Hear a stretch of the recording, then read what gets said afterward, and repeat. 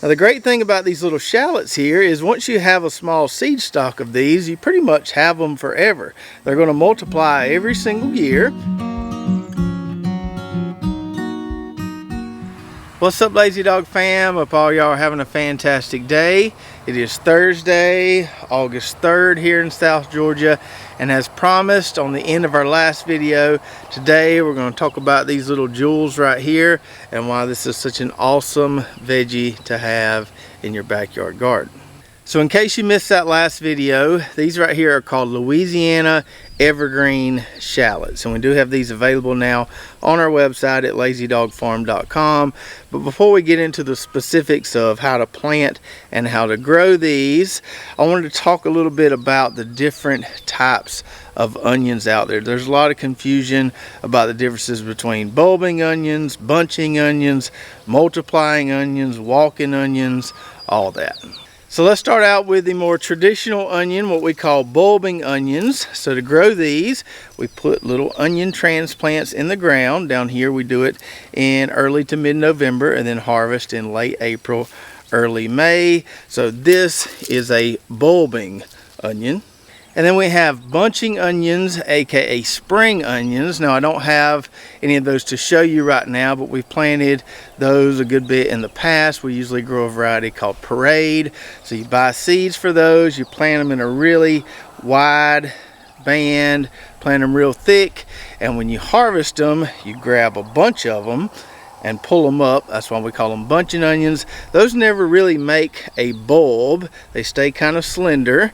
And if you go to the grocery store and buy a bundle of green onions, spring onions, those are what we call bunching onions. Then you have the Egyptian walking onions. Now I've never grown any of those personally, but I've seen them grown. So you plant those and the leaves grow out, kind of fall on the ground and start to sprawl and start to re-root, and you end up with this nice dense patch of little onions. And then lastly, you've got these little guys right here, which a lot of people call multiplying onions, but they're actually a shallot. And there are several different varieties of multiplying onions out there. I think LSU has a nice article talking about 4 or 5 different varieties that you can find. This particular variety is called Louisiana Evergreen Shallot. And so the reason people call these multiplying onions, although they're technically a shallot, is because when you plant a single bulb like this, one onion plant will multiply into several onion plants. Then you can pull up that multiplied bunch of onions there, split them up, spread them out, and they'll continue to multiply every year. So we've got some of these Louisiana Evergreen Shallots, aka multiplying onions, planted in one of our raised beds here. Currently, today we're going to plant some more in that same raised bed. But before we do that, let's talk about how we got to this point. So last year around this time, we took a little visit to southern Louisiana to see Cajun B. He gave us some of those Louisiana Evergreen Shallots, and we planted them in this fire ring raised bed right here, which now has some ginger. Now we've often called this area the Garden of Neglect because we don't tend to it a whole lot. We just kind of plant stuff here and let it roll.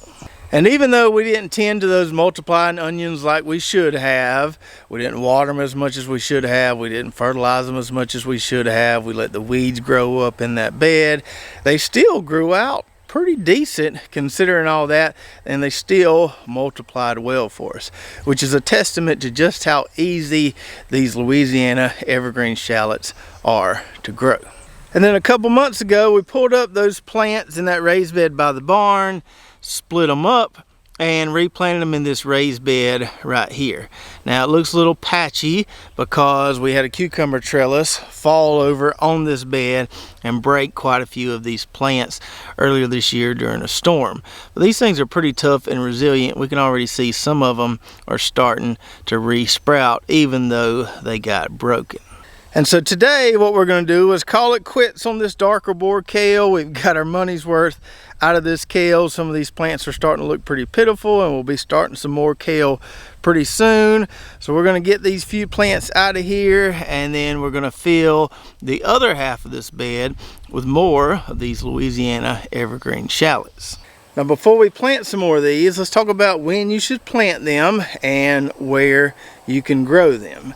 So the LSU website says you should plant these anytime between September and November, kind of in line when we usually put our bulbing onion plants in the ground. But Cajun B, which is where these came from, says that he plants his in August. So if he's planting in August, I think I'm going to plant mine in August as well.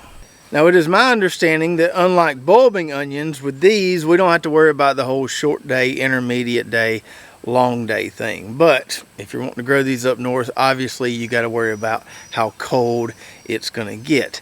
I haven't tested the absolute limits of cold tolerance with these things, but I can tell you that last year mine survived that Arctic blast just fine when it got down to 17 degrees here. So they seem to be equally as cold tolerant as, say, our bulbing onions are. But even if you get really cold enough to kill onion plants, you could still grow these in a pot inside your house. You don't need a whole lot of space to grow these. So you could have a little indoor pot or whatever, plant a few of these in there and have you some nice green onions throughout the winter. So to get this bed ready to plant more of these shallots, first thing we need to do is get rid of these kale plants. They've been good to us for a long time. They've been in the ground here since last October, but it's time for them to go and start over with some fresh new kale plants. I'm just going to cut them with the loppers here, try to leave all those nice root associations in the soil there. So we're just going to carefully try to get these out of here without cutting our drip tape. Then we're going to take about a half a scoop or so of this Coop Grow fertilizer and sprinkle it along both sides of this drip tape where we're going to be planting. This will be a nice little pre-plant fertilizer for these shallots here. And then I'm going to take my little scratcher unit here and just kind of scratch that fertilizer into the soil a little bit, trying to be careful not to nick my drip tape. Alright, so now we're ready to plant. So if you go to our website, you'll notice we sell these 10 bulbs to a bag. They come in a little bag like this. And a lot of these have already started forming some nice roots there. Some of them even got a little green top on them there. So when you get these, they're ready to go in the ground. We're going to put these about 4 to 6 inches apart here. We can plant them pretty close. So I'm going to make a little hole here. I have to work around those kale roots a little bit. And some people will say to leave this little pointy end out of the ground. Some people I've seen will bury that pointy end, whatever you feel like doing. But you basically plant these just like you would a clove of garlic. You got the root end and the pointy end. You want the pointy end sticking up. And because these don't need a ton of space, it works great to plant them on a double row with drip tape in the middle. So we'll plant on both sides of this drip tape here as we kind of work along the row, sticking these little shallot bulbs in the soil. Alright, so we got those planted there, somewhere around 20 to 25 bulbs in that short little double row. We'll turn on the water here in a minute, and these things should get up and going pretty quick. And once they do, we'll have a nice, somewhat endless supply of green onions this winter. Now, on many of our bulbing onion videos over the last several years, we've talked about all the different reasons why you don't want to cut those onion tops once the bulbing onions are in the ground. So if you want some green onion tops to use for cooking or for garnish, you'll need to grow some spring or bunching onions or some of these multiplying onions, aka Louisiana Evergreen Shallots. Now the great thing about these little shallots here is once you have a small seed stock of these, you pretty much have them forever. They're going to multiply every single year. You can pull them up, split them up, plant them in a larger space in your garden. You can share them with family and friends so they can plant some as well. It's like the gift that just keeps on giving. And so now, before we go, let's talk about some growing tips for these and kind of the growth cycle of these so you'll know what to expect if you plant some. So much like bulbing onions, these are going to like plenty of water and plenty of fertilizer. Now, we neglected our planting last year, and each of these still multiplied into about 6 or 8 plants from each bulb we planted. But from what I hear, if you feed them well, you can get as many as 20 plants from a single bulb like this. So the more you feed them, the more they'll multiply. They are heavy feeders. just like bulbing onions. So we planted these now, and as they get up and going and start growing into fall, they will start to multiply.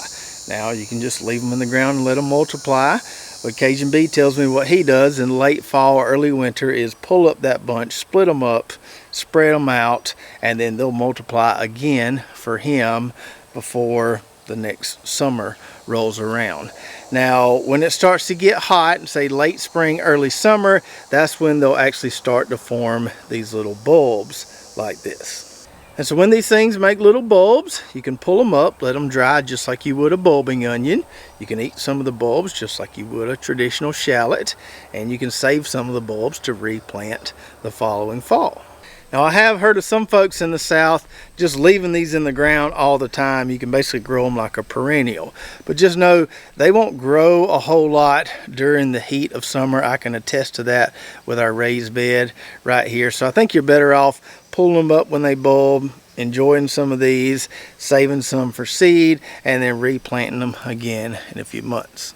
So I hope you enjoyed the video today. I'll put a link below to our website where you can find these Louisiana Evergreen Shallots, that Coop Grow fertilizer, and our fig trees. And I'll put a link right here to the video when we pulled up those multiplying onions or shallots from that fire ring raised bed, trimmed them up, divided them up, and planted them in this larger raised bed. It shows you the whole process from start to finish. So check that out, and we'll see you next time right here at Lazy Dog Farm.